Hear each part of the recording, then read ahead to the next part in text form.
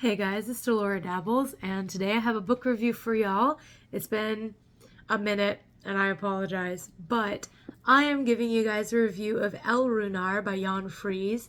Every time I try to do this review, because I tried to do it last year, this is a big ol' honkin' book, so I'm gonna fly through a lot of topics without explaining them because I want you guys to know more so what topics are in this book than necessarily what I found interesting, and I tend to gab when I start talking about things that I find interesting. So as usual, we're going to start with the table of contents, right? We have 3 sections: Urda, Verdandi, and Skolda, right? So, and as usual, you guys can pause to read all of this. Now, it's broken up into these sections because these are the 3 Norns. And in his preface, he talks about why he chose to break it up that way. And I really like that concept. I like the idea of going all the way back to the very, very beginning, all right? And I really like specifically that he did that for a book on Norse paganism, because we all know white supremacists like to attach themselves to Norse pagans and Norse pagan history, right? So his entire beginning section of Urda basically talks about human evolution, like the whole first half. Like, I'm just going to read these out. Homo erectus, Neanderthal people, a tale of 2 species when Neanderthals and sapiens met. Making history, sorceries of Stone Age migrants, the forest folk, the Neolithic Revolution, farmers and astronomers, cults of the stones, right? He basically takes you through a history of paganism in Europe, starting all the way back at the Neanderthals. And I really, really appreciate that he treats the Neanderthals like the very intelligent and advanced species that they really were. Here in America, they are not treated so much like that. But I did have a professor, Dr. Rebecca Story at the University of Houston, and I took her human evolutions class. So whenever I picked up this book and was reading it, I was like, he really knows his anthropology, and he really knows his archaeology, right? And so that was that was what sold me on Jan Fries. This is one of the first books of his that I ever bought, and it pretty much sold me on him as being someone who was clearly a pagan, but also clearly very much an academic. So yeah. He also talks about the Viking Age, which a lot of people are obsessed with the Viking Age. However, the Viking Age is a very small part of Scandinavian history.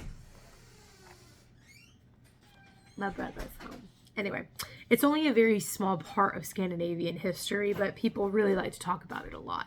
And he, of course, also talks about the Christianization of Europe and how all of that went down. Then, in chapter 2 of Urda, he gets into the runes. And let me just say, he really, really gets into the runes and frantic flipping, okay? So he makes a very good and interesting case for where the runes came from. So I'm going to take you guys through this just from looking at the pictographs that he has provided, right? And he tells you where these pictographs come from, right? You can pretty much already tell what he is going to be discussing, right? And how he believes that the runes formed. Now, he also talks about several theories of the runes, right? And he has them broken down into subheadings. So I'm going to list off those subheadings, because he talks about every theory there is on how the runes developed. He talks about that theory, and he discusses the truths and untruths of each theory, right? The pros and cons, if you will. Theory number 1, the Futhark developed out of the Roman script. Number 2, the Futhark developed out of the Greek alphabet. 3, the Futhark developed out of the Etruscan North Italian script. 4, the Futhark developed out of the Phoenician alphabet.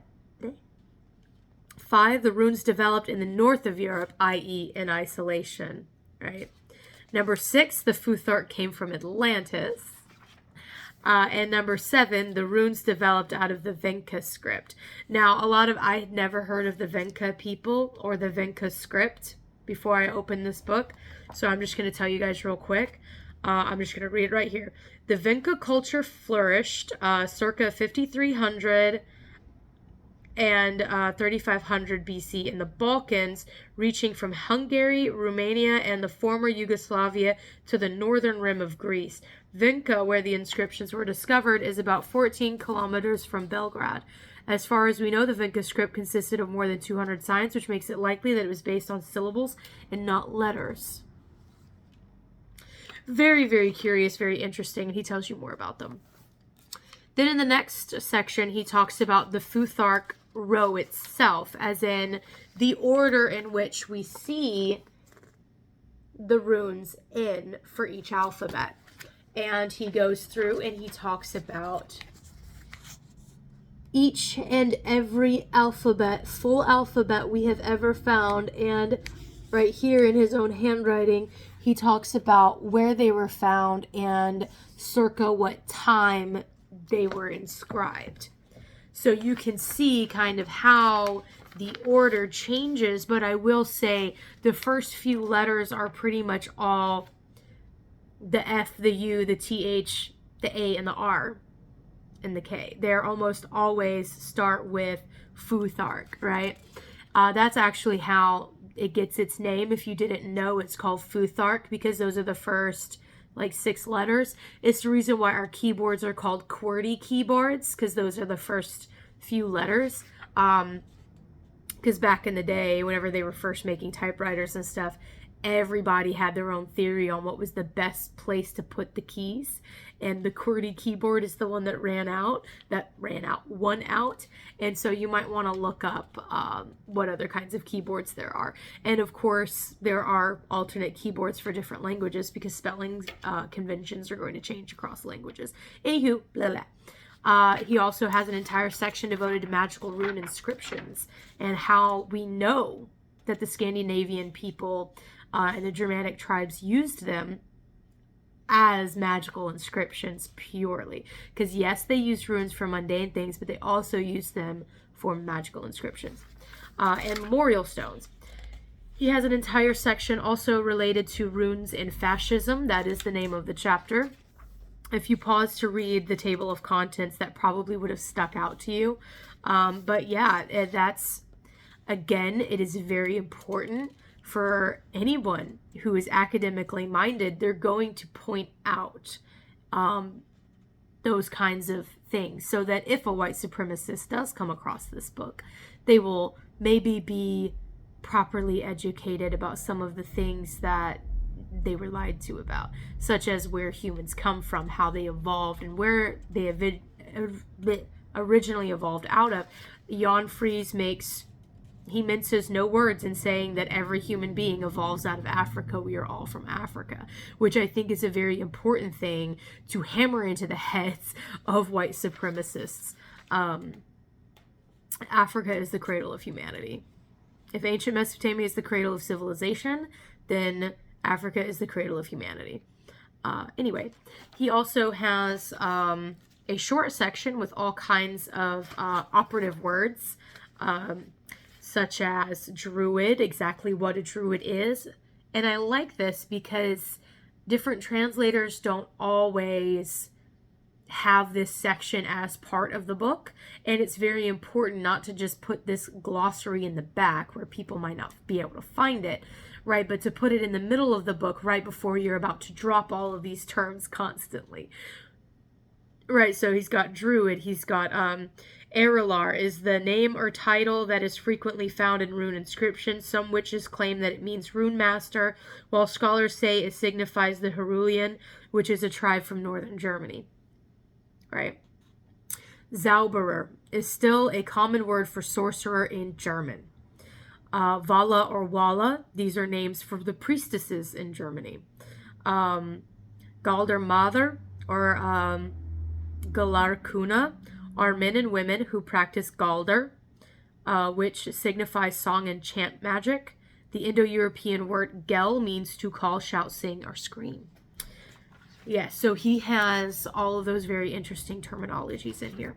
Of course, we would be remiss in talking about the Norse if we did not talk about their very complicated cosmology and the world tree, right? And all the different worlds that the Norse believed made up the world tree. Norns and Germanic trinities. He talks about all of the trinities.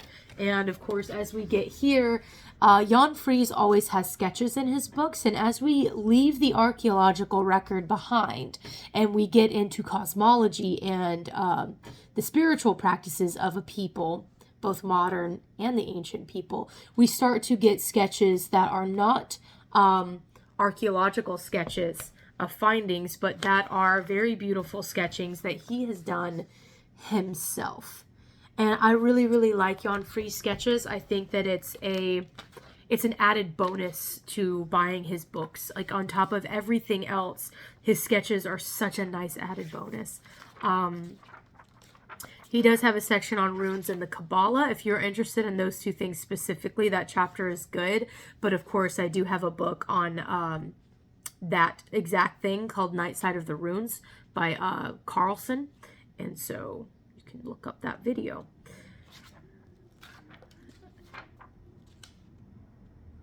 Yes, and in the section, we're going to skip out, he talks about,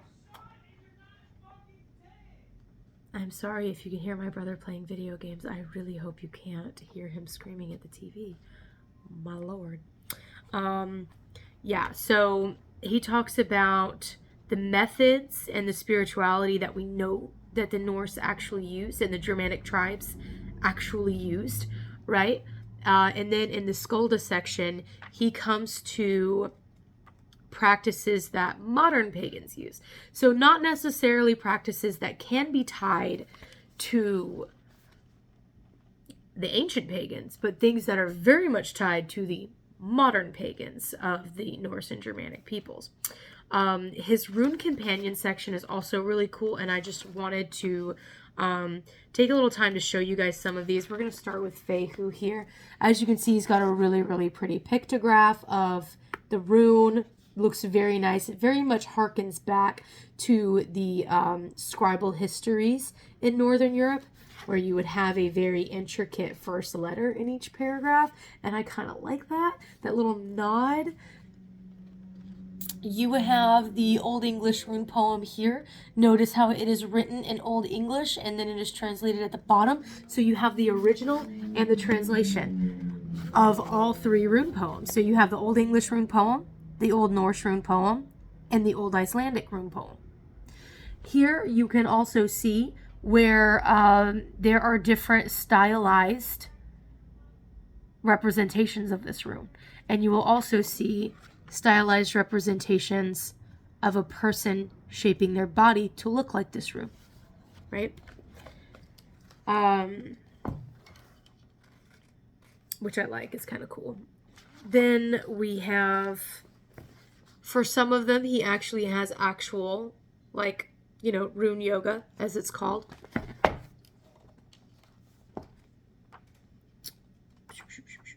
And then we get into something that looks a bit like mudras, which is very fun.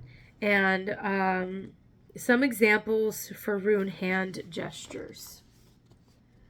And they operate a bit like mudras, but also notice how they are at the very end of this book in the modern paganism section. Of course, we have no evidence and no reason to think that the ancient peoples actually did rune yoga poses and hand mudras, right? Those are clearly influences that came out of India, and especially in the 60s when everything was taking off here in America and everyone wanted to learn about yoga. Everyone wanted to be a yogi, right? And it's kind of when all of that cultural appropriation kind of took off, and it not only influenced, exercise culture, and stuff like that with yoga itself, but of course it influenced paganism. And what I like about the rune yoga and these mudras is that it takes the concept, right, from the Hindu traditions and the Tibetan monks and the Buddhists, right, the concepts, right, and then takes that concept and goes completely somewhere else with it, right, while also still giving the Hindus and Indians credit, right, and the Buddhist credit. Appreciation looks like that most of the time. Now, whenever something is appropriated, I feel like you're using the same mudras and yogic poses, but you're stripping everything significant away from them. I actually find workout yoga to be extremely culturally appropriative and far more offensive to me than a rune yoga concept, because it is stemming from a concept and not ripping away their actual practices and saying that it's something else instead. Yoga has always been a spiritual practice, right? But anyway, I'm going to get off my high horse because I don't want to start rambling. But you guys can pretty much tell how I feel about things of that nature. Anyway, Jan Fries does a very, very good job of, translating all of this stuff into very understandable words. Now, I want to get into his sources. Look, these are double columns. Look at all of these sources. There are pages. Oh gosh, this is what long fingernails are not good for. Oh my god, I can't twist this page. Jesus Christ. Okay. I don't know why I keep trying to flip it like I usually do. It's not working from this angle. Okay. Now we get into the index. This is the last page, and then the index. The index, as you can see, is very extensive as well. So if you came across a concept and you want to pick up this book and find that concept very quickly, all you have to do is remember a keyword. And that's it. And you're good to go. Love Jan Fries. Love his work. I plan on doing a lot more reviews of his books because I realized that I haven't really done a lot of reviews of his books before. So we're going to do that.